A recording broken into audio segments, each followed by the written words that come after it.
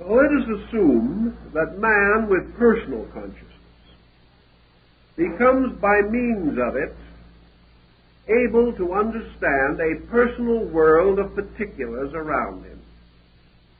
Yet with this particular or personal consciousness, man is not capable of understanding universal mystery. Man is only able to totally understand on a level. And here is something that's rather important to bear in mind. The moment the individual ascends above his own norm, his power to understand slowly decreases.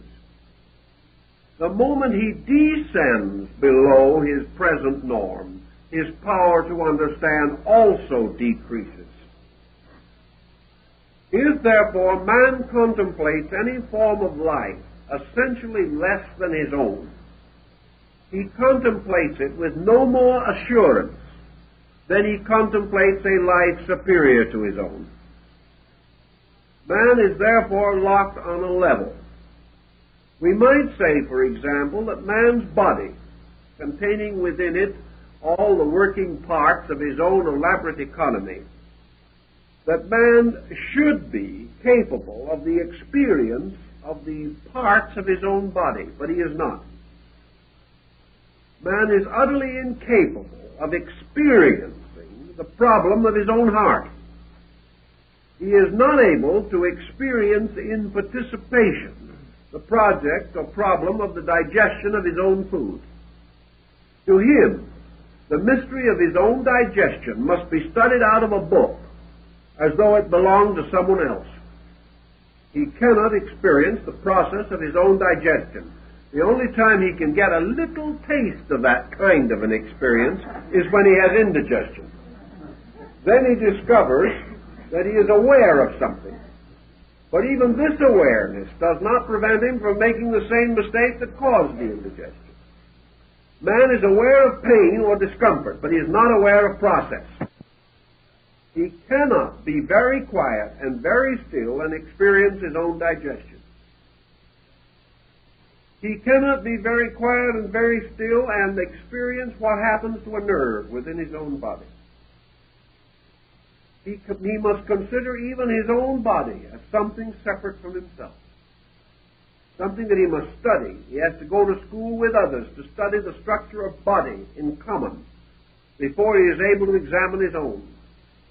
Yet this body belongs to him, and its energies are sustained by his life, yet he cannot share in it. If he goes upward into a world of more rarefied conditions of consciousness, he cannot, by moving inward, discover the nature of his own ideas. He cannot actually experience his own ideals. He cannot contemplate a superior state of himself, nor can he for one moment experience the consciousness of the orders or hierarchies which he believes are above himself in nature. It is very difficult for him to experience actually the wisdom of one of his own kind, slightly wiser than himself. And he certainly has difficulty in really appreciating one of his own kind who is a little more foolish than he is. He is locked within a very narrow gamut. And his consciousness thus simply does not escape either upward or downward under the normal functions of living. If, however, he enters into a state of contemplation and he detaches himself from all worldliness around him, trying to absorb himself into the most subtle parts of his own being, could he then become sensitive enough to experience the functions of his own body? Eastern yogas tell us that he can, but that it requires a tremendous amount of discipline and a very highly developed science, and that also that to experience a state of awareness superior to his present state requires a very high advancement in the yogic art. But these things will not happen by accident, but of course they will all happen gradually by evolution over long periods of time, because man is growing into new experience continuously. But until he actually experiences these things, he cannot cope with them. And consciousness, as consciousness, does not fill this interval. It does not make it possible for him to do that which is otherwise impossible.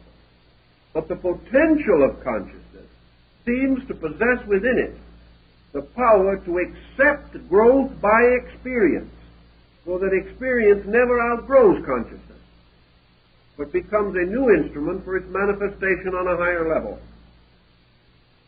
All these factors then contribute to another point. Thinking of personal consciousness, the individual, following the old concept of microcosm analogies, which dominated thinking for 1,000 years in Europe, became a habit, comes to the next conclusion.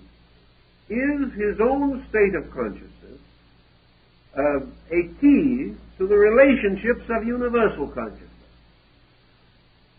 If, for example, man is personal, and the universe is bigger than man, and must support many men, many beings, many creatures, may we justly ascribe to the universe a universal consciousness, even as we ascribe to the person a personal consciousness?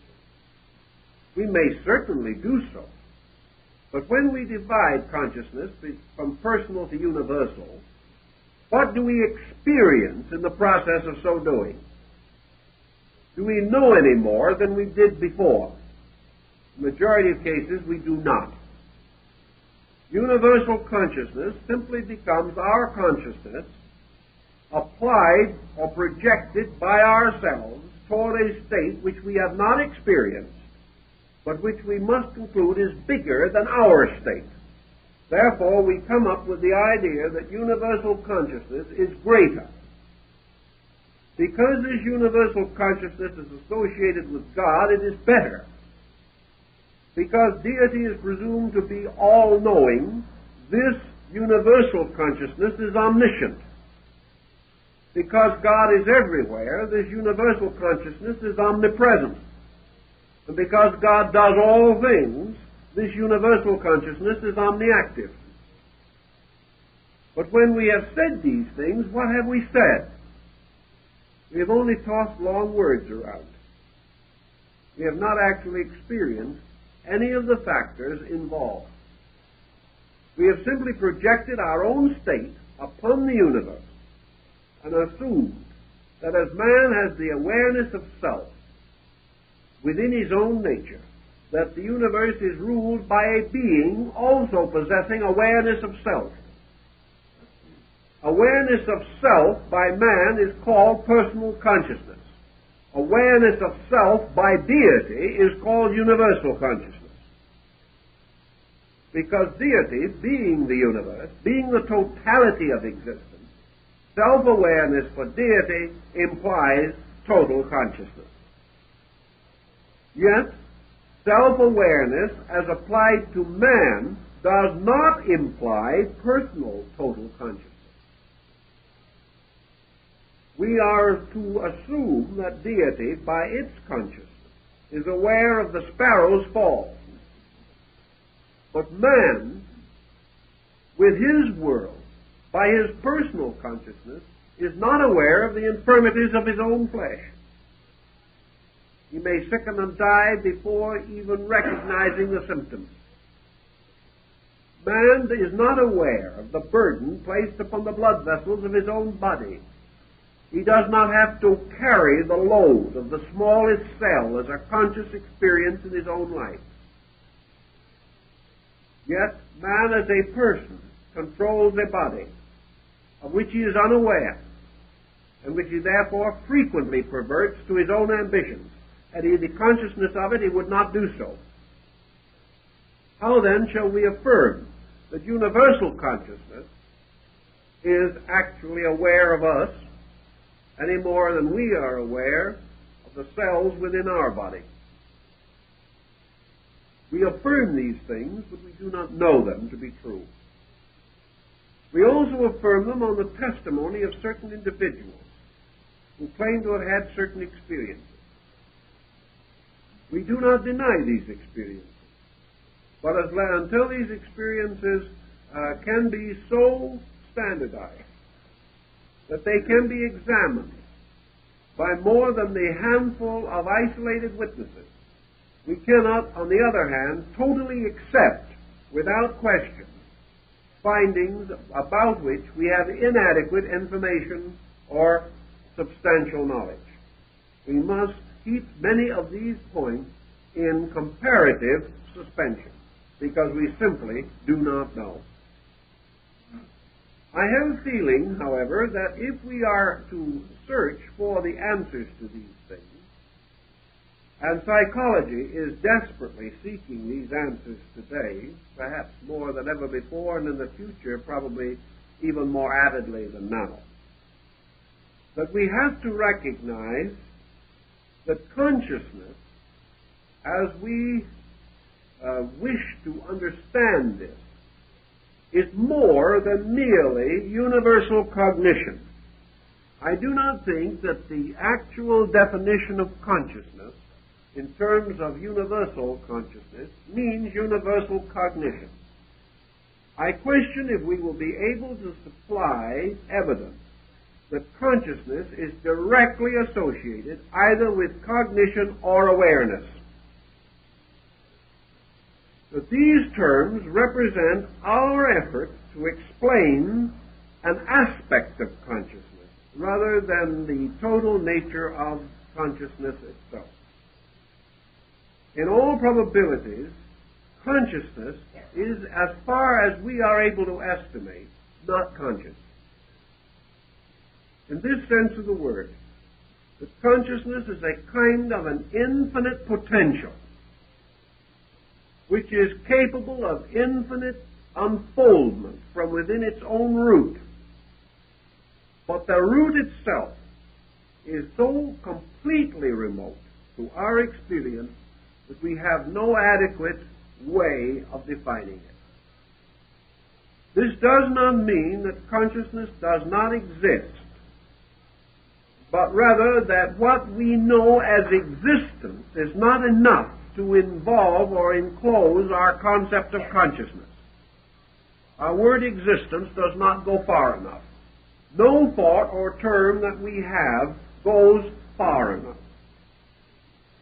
No state of being that we can experience is close enough to consciousness to give us any clue to its essential nature. Perhaps the nearest clue that we have is this process of suspending a function that is not consciousness. But out of this suspension, for the most part, we arrive at a total suspension. We come into the presence of a timelessness, a beinglessness, in which, according to the testimonies of the ancients and those who have experienced these things, we gradually lose sense of self-existence. That true samadhi, or true nirvana, as taught in Asia, is the complete suspension of the sense of self-existence. The individual reaches a state in which he is not aware.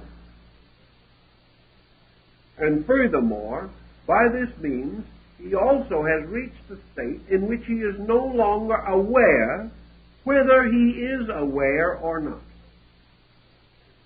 The complete suspension of the state of knowing awareness. Therefore, in this instant, the individual escapes time and place totally. Consequently, what we call awareness is related to time-place association.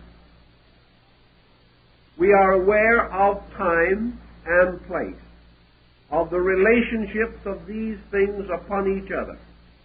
Time, place, things. All these are essential to awareness. The suspension of time, place, and things causes the suspension of awareness. In that instant, man is unaware of his own existence or non-existence. So we study the problem as carefully as we can to discover, if we can, what the individual is cognizant of while he is not aware. Well, that's a pretty problem. In other words, it's an extension of the idea, what is he thinking about when he's not thinking? In the samadhi and in the experiences of Eastern mystics, there is a peculiar term which comes in, which I don't think has been much discussed in the West, except perhaps among some of your old medieval saints. And that is this reference to blessedness, reference to bliss, and to a state of almost perpetual ecstasy, which seems to mark the profound, mystical, apperceptive mood of these saintly persons. Having transcended all personality, time, place, condition, there seems to be described a state of bliss, a state of timeless, measureless, beingless bliss. Now this has been explained and studied a great deal, particularly in your Oriental philosophy, to find out how an individual can be so blissful when he doesn't know that he exists.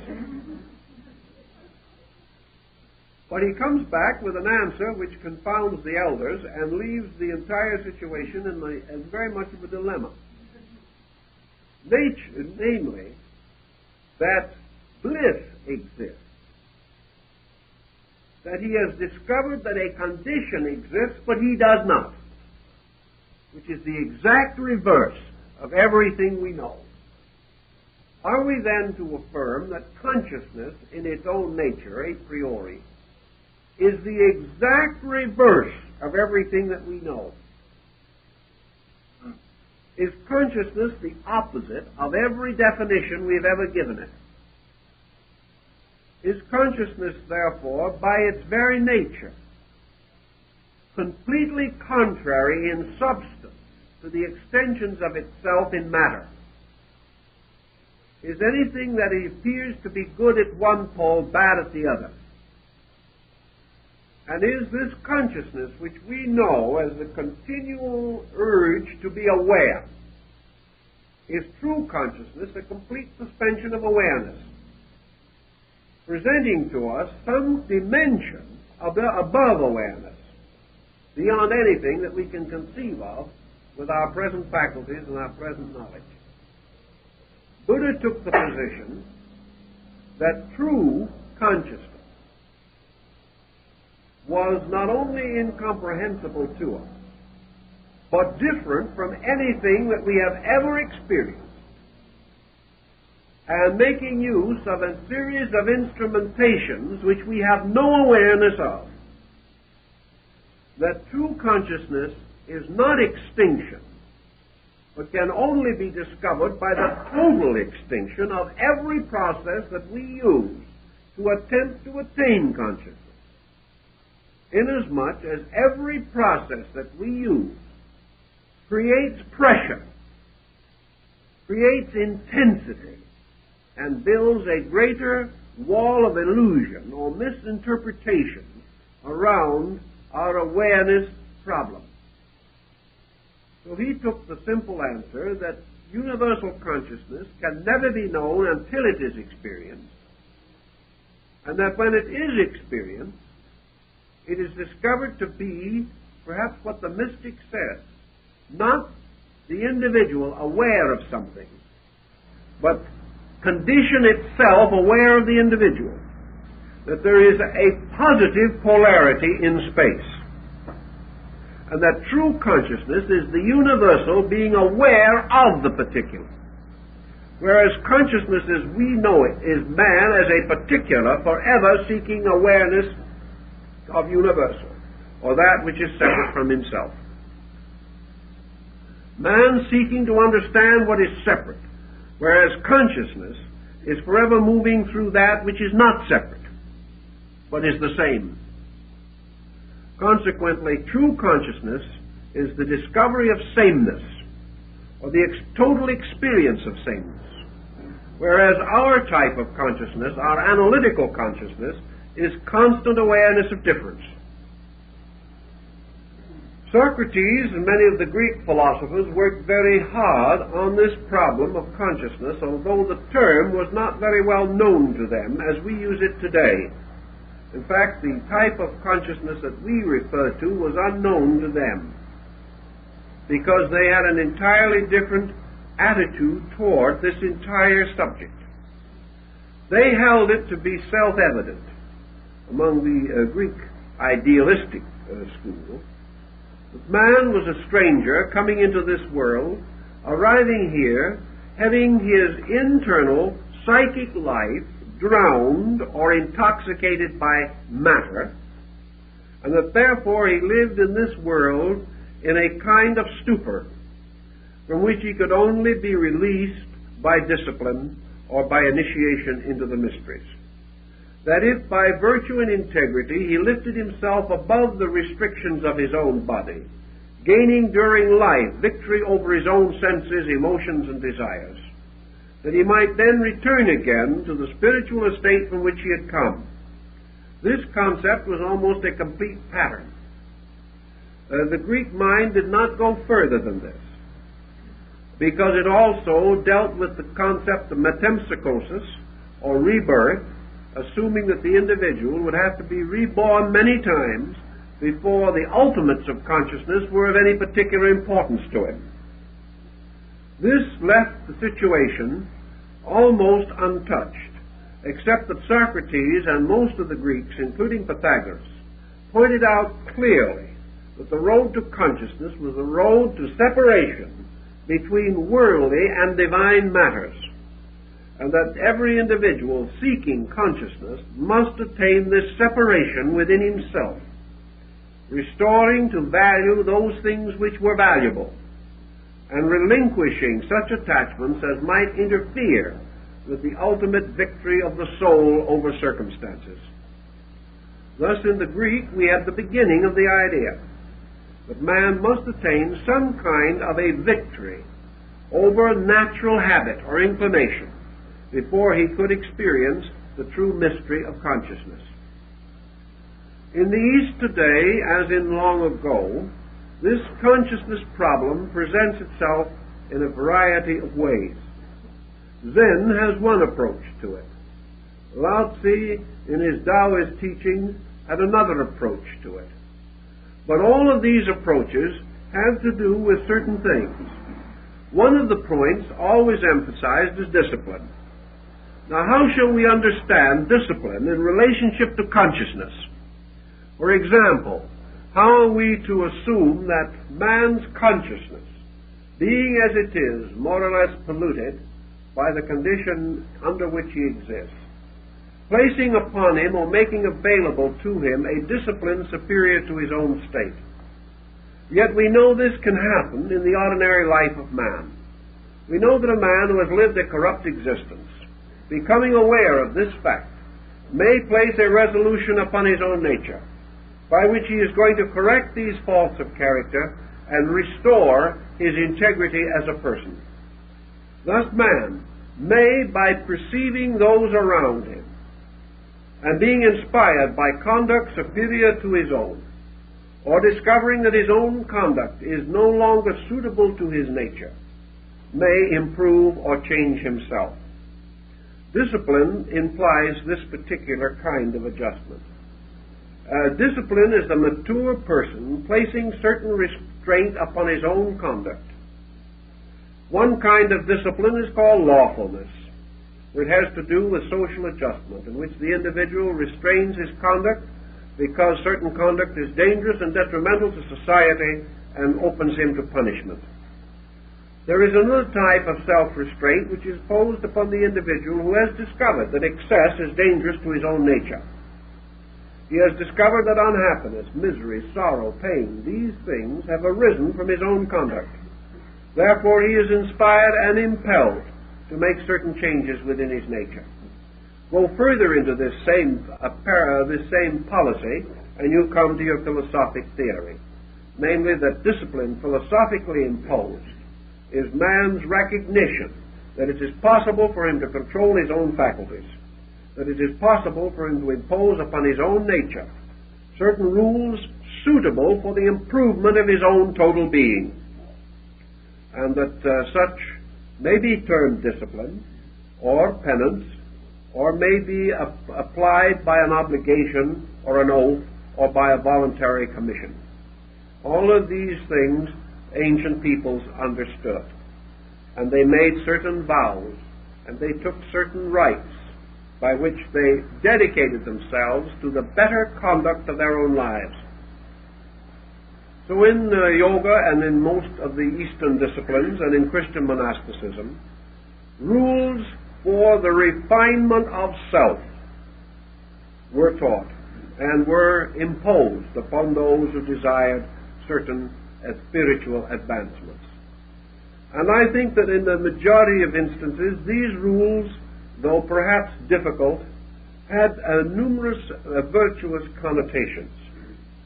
I think the loss and complete lack of self-discipline, which has so distinguished our modern age, is responsible for a large part of the trouble that we are now in.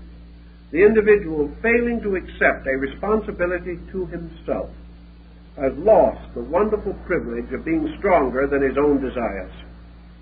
And lacking this experience, he has been unable to meet adversity with the strength and courage and dedication which perhaps was present in civilizations less advanced technologically than ours. So that the possibility of self-discipline, as in Zen or in Taoism, must be given due consideration. Self-discipline in terms of consciousness is the individual assuming that there is a life within him that is part of a universal life, and that this life is by substance and nature either greater than the common life of the person, or else in potential is capable of greater advancement, or of being able to support more adequately the improvement of the individual, if he will make an effort in that direction. So the disciplines of consciousness assume that there is something in man which is capable of a better knowing of things, a better acceptance, a better understanding or appreciation than that which is commonly available. Ancient man then began to study. Modern metaphysics followed in the same general pattern. The effect of the mind upon the man, and have come to the conclusion that the mind, as the Indian classic, the Gita, says, can be and frequently is the slayer of the real. That man's mind, setting upon him certain personal patterns and habits, causes him to develop a kind of characteristic or a false kind of personality or temperament, and that the findings of this false temperament pass as findings of consciousness when they are not. And that when the individual says I, he is usually not referring to his center of consciousness, but to his intellectual egoism. That when he says I think, he is not stating the truth. He is saying what he says without consideration. For what he means is the mind thinks. And instead of the mind being used to think by the I, the mind is its own master and is imposing its own requirements upon the self. Therefore, as Buddha points out, the individual says, I want. This is a lie except in one particular. Buddha says that man can say, I want, only in one way and make it honest. And that is that I want liberation. That any other desire except complete spiritual emancipation is not a desire of the I. Therefore, that the I does not want. The individual says, I like. Buddha says this is a lie. It is only applicable under one condition, when the individual declares a fondness or likeness for absolute truth. That nothing else arises from a proper level to say, I like, I want, I believe. To say, I possess, is false. And if there is a consciousness in man, this statement is an absolute contradiction to that consciousness. To say, I possess, is a false statement, because I cannot possess. The only thing that can possess is my body. And to say I possess means that I assume that my body is I. To say I want is to assume that my emotions are I. To say that I believe means to assume that my mind is I. To say I think is to assume that the thinker is the self. And these assumptions are not true. Therefore, the terms that we commonly use and with which we are continually fortifying our own psychology, these terms are false. The longer we become addicted to them and the more strenuously we observe them, the more completely confused that we will become. And this has apparently been true because we have finally reached the pinnacle of all confusion. There is no way in which we can estimate greater confusion than that we have now, except by waiting until tomorrow. Then we will have a new experience of how much worse it could get. But now we have reached the apex of the conceivable. But actually, consciousness is none of these things. Consciousness impels none of these thoughts, because in the substance of consciousness they are useless. Actually, everything that the individual does, he does for one of two purposes, one the positive and the other negative. Everything he is doing is either in order that he may approach reality or that he may depart from unreality. Everything we do in order that we shall be more happy or less unhappy, that we shall be more popular or less unpopular, more successful or less unsuccessful. Everything is either a positive or negative effort to move from an unsatisfactory condition to one that is satisfactory. How then can consciousness, which is total satisfaction, have any motion in it whatever? How can consciousness be escaping from anything or desiring anything? How can consciousness desire to be more than it is or to have anything that it does not possess? Havelock Ellis points this out in his mystical experience description, that in this transcendent moment he was desireless, that he lived or existed in a state of such complete adjustment with existence that he realized that there was nothing missing. Nothing could be added. Nothing could be taken away. Therefore, everything for which we exist, which is to add or to take away, must cease to be significant. And the motivations that move all of us become non-operative. What is man, therefore, to do when all of his familiar motivations cease to motivate him? He apparently is suspended in nothing. But actually, in that state of suspension, he is for the first time at the end of a journey through unsatisfaction toward something. Now, we do not assume and cannot take for granted even for a moment that the universe ends in a stasis. That all dynamic is eternal, we are reasonably certain. That forms and types of motion and energy can constantly change, we know.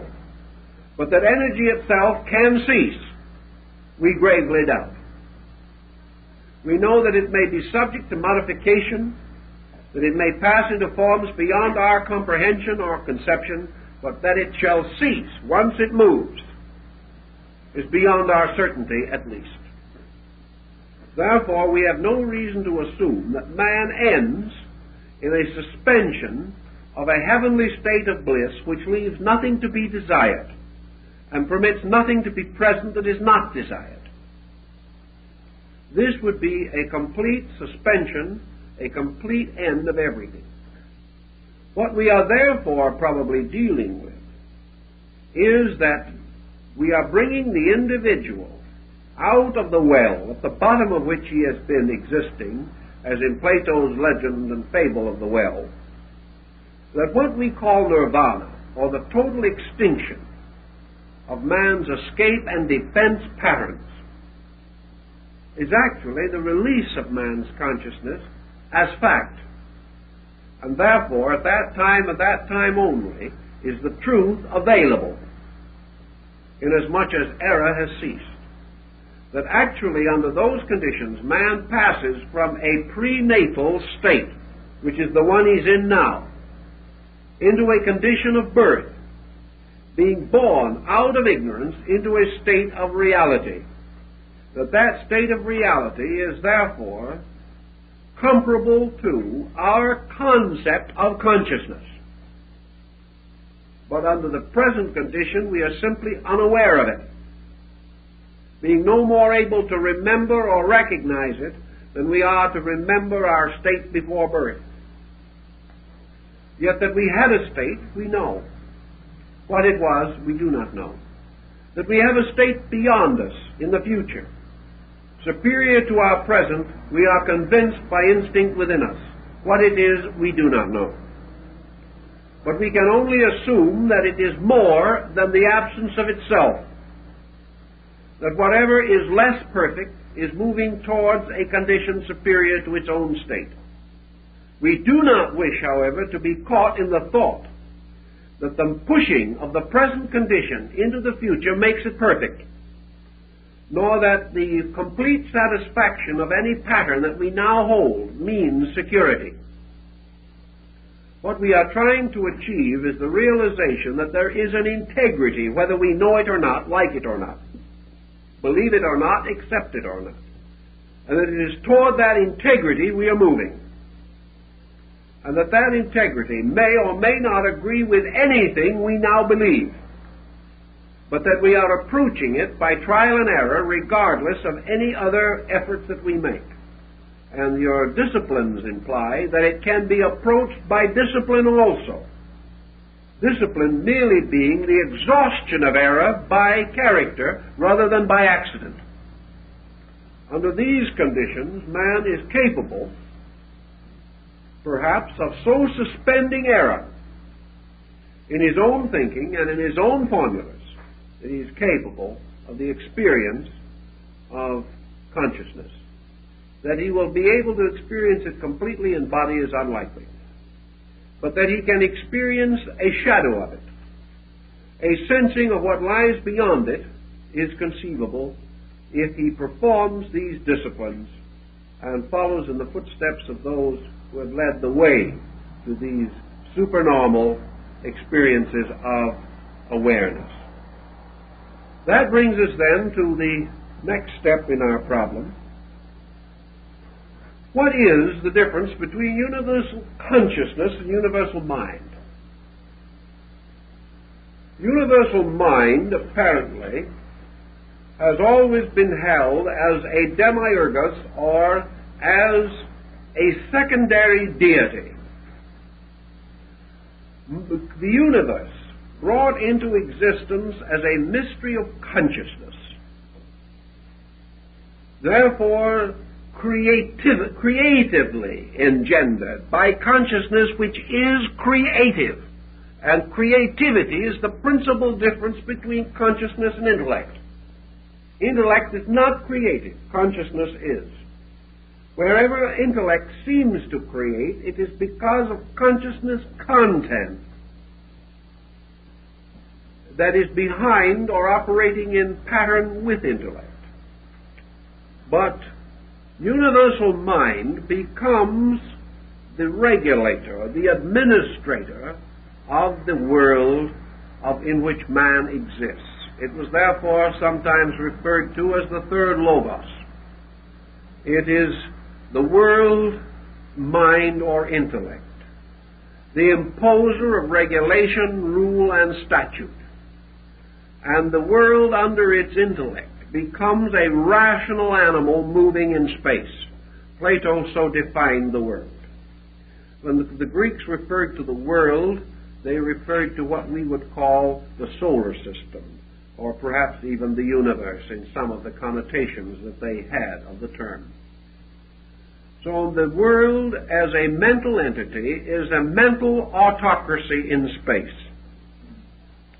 Even as man, as a thinking or mental creature, is a self-governing unit, governed by reason, intellect, or mind, governed according to the quality and capacity of individual and collective intellect. The mind, in turn, deriving its authority, substance, essence, and energy from world mind. Man with mind can become the thinker, but mind has never yet satisfied the inclination of man in his search for truth. The mind is not capable of the experience of truth. The nearest that it can come to it is the organization of reasonable facts. Therefore, the mind can discover the reasonable. The emotions can discover the good. But only consciousness abides in the substance of the real. And reality is beyond that which is either reasonable or good. The reasonable may be only reasonable in terms of relativity. The good may be good only in terms of relativity. But the real is unchanging, as the root behind all change and phenomena. Therefore, in classical thinking, consciousness is associated with reality. And that being is said to be conscious, which is capable of apperceiving reality.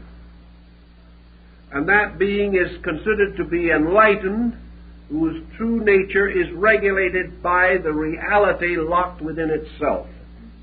This reality is not mental, but man has created a false reality which he has imposed upon himself. And perhaps the false reality which he has imposed is best exemplified in his materialistic culture. For in materialism he has established a world ruled over by the concrete faculties of the mind, which have become a despot of realism on a material level, realism as opposed to reality, for they are not the same thing. Materialism, rationalized, has become our way of life, and it is also promising or threatening to become our way of death. This carries with it the ancient belief that consciousness differs, therefore, from reason in its experience factor and in its creativity. A thing thought out is not a thing lived through. Thought is a kind of vicarious laboratory process. The individual can think about many things which he has not experienced and will not experience, because he can read about them and think about his own thoughts. Consciousness, however, is rooted in an experienced reality. It is rooted in the individual's power to say, I know, without exaggeration. The power to know is not the power of reason. The power to know is a sensitive field within the individual which either can receive the total impact of a fact or else is capable of so energizing its own nature that it can discover the fact in things around itself. Therefore, the question has been asked, and perhaps with validity, is the difference between objectivity and subjectivity in this sense, that error is the result of external things moving in upon the individual, and reality the result of the individual moving out upon things. This could be a valid comparison if we do not push it too far. I think there is no doubt in the world that consciousness discovers value in things, and that it does so by an intentional purpose. That consciousness coming in where intellection ceases, searches for that which the intellect cannot find. Intellect, for example, can discover character and motive. Consciousness, however, seeking reality, seeks the experience which led the individual to his conduct. And as we go further and further in this, we discover that the mind judges, but consciousness does not. That in some mysterious way, we refine the same thought that Jesus gave to his disciples. The mind says, judge righteous judgment. Consciousness says, judge not at all. For with whatsoever measure ye judge, so shall it be judged unto you. Condemn not, lest ye be condemned. In other words, mind passes judgment, consciousness suspends judgment. And there is a constant situation. This suspension is not due to the individual merely following the rule not to judge. Consciousness in some way takes the edge out of judging. It takes the pleasure out of judging. It lifts the individual from the mental exercise of the either-or Aristotelian mode and causes the intuitive recognition of value so deep that the individual no longer feels qualified to judge. Therefore, the persons with least mind have most fixed opinions, whereas those whose knowledge is greater hesitate to express an opinion, simply because the more they know, the more aware they are of what they do not know, and how much more there may be to any problem that they can possibly perceive. Thus, as consciousness increases, man's immediate mental certainties decrease. And you can have a mental bigot, but you cannot have a bigot in consciousness. Because consciousness is a thing in itself impersonal, and bigotry has to be intensely personal. So wherever we contact consciousness as we know it, or as we perceive or believe it, we observe one thing, that there has been a great motion of humanity. We come back to Bacon's concept of observation as one of the basic instruments of knowing. There's been a great motion of mankind from the beginning of time, a motion in which man has sought to discover reality as it is referable to himself. We have observed also that in this motion certain individuals, certain times, beliefs, attitudes, doctrines have come forth, and that down through time we have gradually come to most admire, most deeply revere and regard, respect, and consider as admirable persons with certain attitudes. We have also gradually come to observe that persons with those attitudes have been vindicated by history, that with the gradual passing of time, these persons have been proved right, whereas those with different or other attitudes have not been proved right. Thus we have a certain experience framework to indicate the correct or general motion of man's awareness.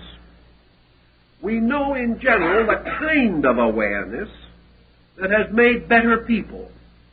We know the kind of awareness that has enriched cultures and has given us all that we have of nobility and beauty and truth.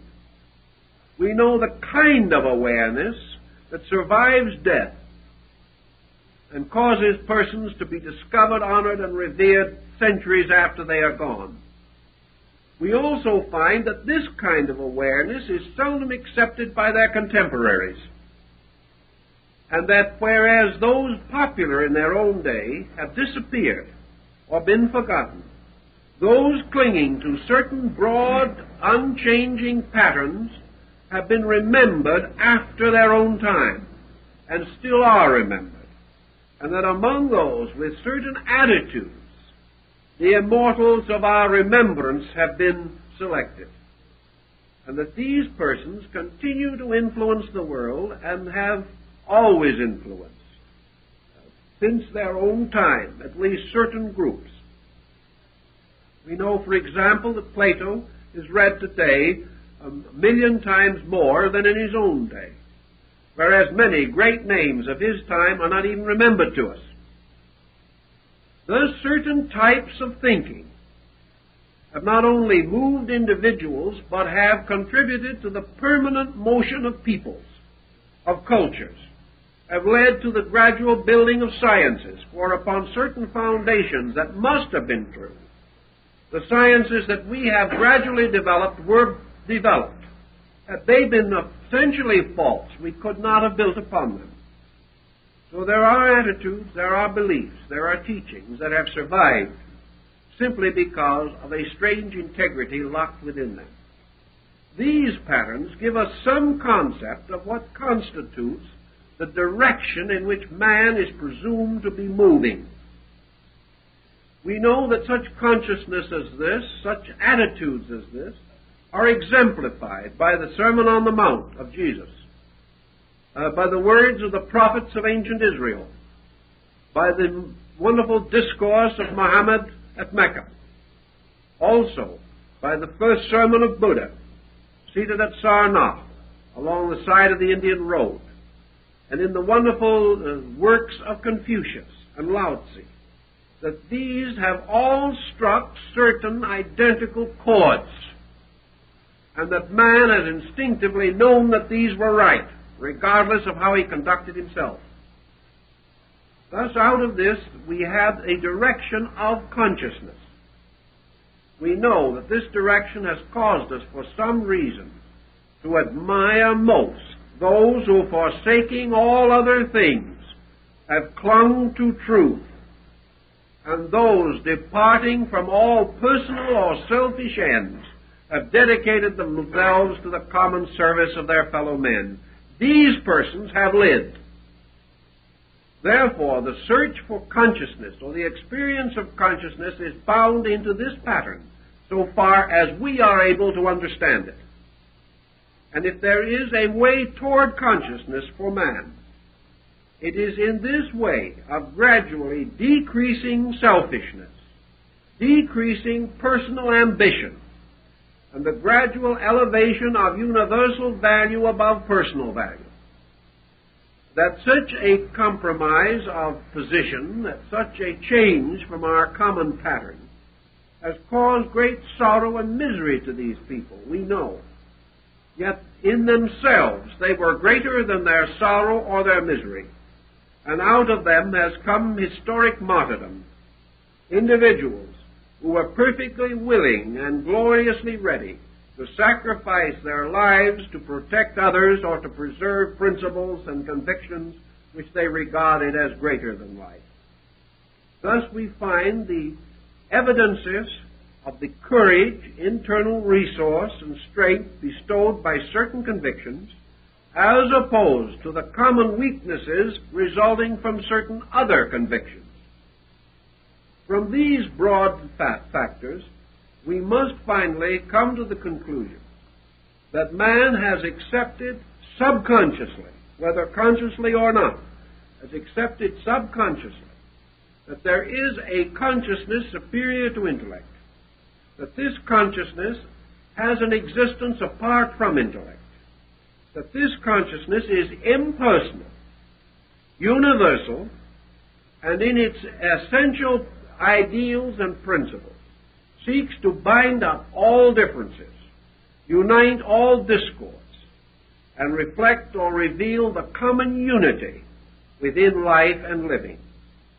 That this consciousness has to do with the mending of broken things, the overcoming of all separateness, man's outgrowth of egoism, selfishness, ignorance, and superstition, and that within man is the vision of this need, and that discipline comes to him as he gradually clarifies this position and seeks to gain the strength of internal resource available to him once he begins to move in harmony with it. And the search for consciousness for man today seems to be the result of a dedication by which he resolves to move himself with consciousness, toward consciousness, and dedicates himself to those ends which, to the best of his conviction, represent the proper and natural ends of consciousness, as differentiated from the intellectual and emotional ends which he has previously cultivated and which have led to discord and disaster. So we have this experience of consciousness, that man seeking to do those things which man's universal experience has demonstrated to be right, does gain greater courage, greater insight, and greater internal strength. And from these circumstances may assume that at this present stage of his growth, this is the direction which it is proper for him to take, and that therefore he gains the support of consciousness by dedicating himself to those universal values which he senses within himself, and which, if they have any origin at all, certainly originate in consciousness rather than in the selfish, separating factors of his ordinary existence. So the individual dedicating himself to his superordinary self, to that which is beyond his common, daily purposed self, finds that he gains greater strength, greater ability, greater respect and honor, and achieves greater good. For these reasons he assumes that such motion on his part is motion toward consciousness, or with the approval of consciousness, and that he is rewarded by the release of greater understanding from within himself, this understanding being that part of consciousness which he conceives it to be possible for him to sense, know, or understand. So with this as a preamble, we have to proceed next week, but I think perhaps we've done enough for one warm evening.